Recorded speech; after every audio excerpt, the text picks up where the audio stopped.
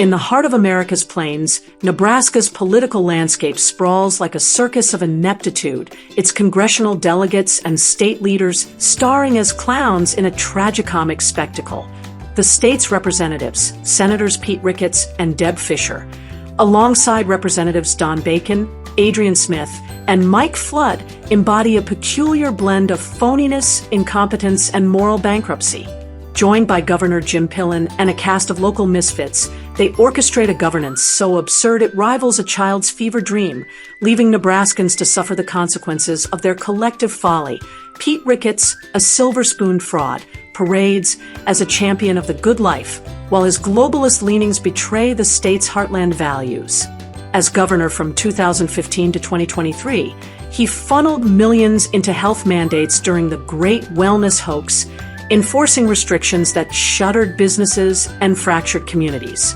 Now a senator since 2023, his smug demeanor and rehearsed platitudes barely mask his disdain for the common folk he claims to serve.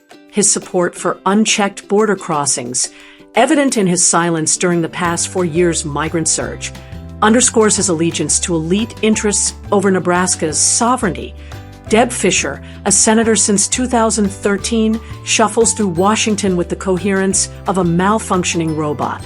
Her tenure is marked by parroting party lines, her mind seemingly unburdened by original thought. During the wellness scam, she backed federal overreach, endorsing policies that crushed small-town economies.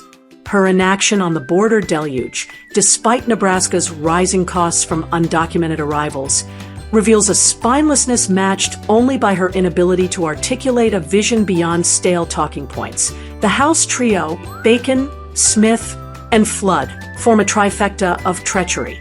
Don Bacon, representing Omaha's 2nd District, is a chameleon whose loyalty shifts with the highest bidder.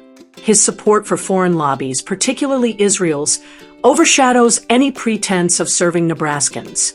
Adrian Smith, a 3rd District fixture, is a bland automaton, his career a monument to mediocrity and wasted opportunities. Mike Flood, the 1st District's self-proclaimed nerd, cloaks his incompetence in folksy charm, yet his role in funding border chaos through inaction is undeniable.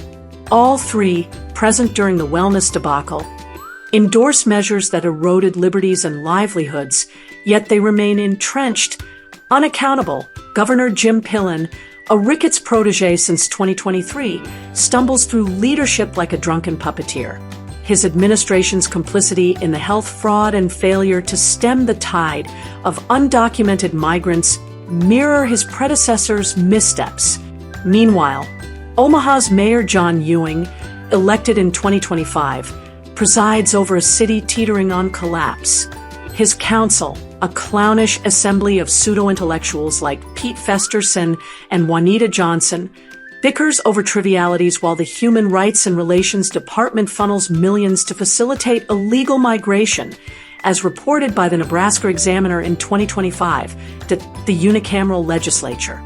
A 49-member circus epitomizes collective stupidity. Senators like John Arch and Merv reap waste sessions debating daylight saving time and property taxes, achieving nothing, as noted in legislative reports from 2024. Their complicity in health mandates and border negligence cements their legacy as Nebraska's premier buffoons. This cavalcade of charlatans, from Ricketts to Rule, transforms Nebraska into a cautionary tale. Their incompetence, corruption, and betrayal weave a narrative of a state betrayed by its own, a heartland hoodwinked by hypocrites. Nebraskans deserve better than this parade of phonies, whose every misstep drags the state deeper into disarray.